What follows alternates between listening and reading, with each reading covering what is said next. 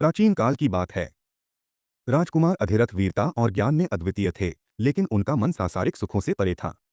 एक रात जब वह एक गहरी तपस्या में लीन थे, अचानक एक दिव्य प्रकाश फैला और उनके सामने एक अनुपम सुंदरी प्रकट हुई। उसका सौंदर्य अद्वितीय था, चमकती त्वचा, काली घटाओं जैसे बाल और उसकी आंखें मानो नीलगगन की गहराइयों से भरी हुई हों।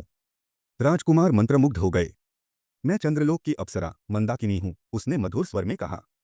तुम्हारी तपस्या ने स्वर्ग तक कंपन पहुंचाया है और मैं स्वयं तुम्हारे दर्शन के लिए आई हूँ। अधिरथ चकित रह गए।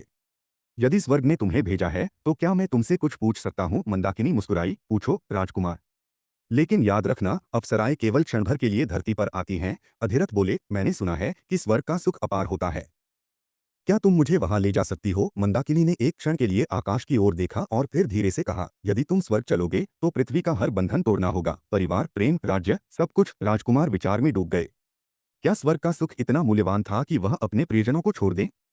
अचानक मंदाकिनी की आंखों में करुणा झलकने लगी। तुम्हारी आत्मा इतनी पवित्र है कि मैं तुम्हें एक और सत्य बताऊं, स्वर्ग और पृथ्वी का सबसे बड़ा सुख प्रेम और त्याग में है, भौतिक सुखों में नहीं। इतना कहकर वह स्वर्ण कणों में बदलकर आकाश में विलीन हो गई। राजकुमार अधिरथ की आंखें खुल गईं। उन्होंने न केवल एक अप्सरा के दर्शन किए थे, बल्कि जीवन का सबसे बड़ा सत्य भी पा लिया था।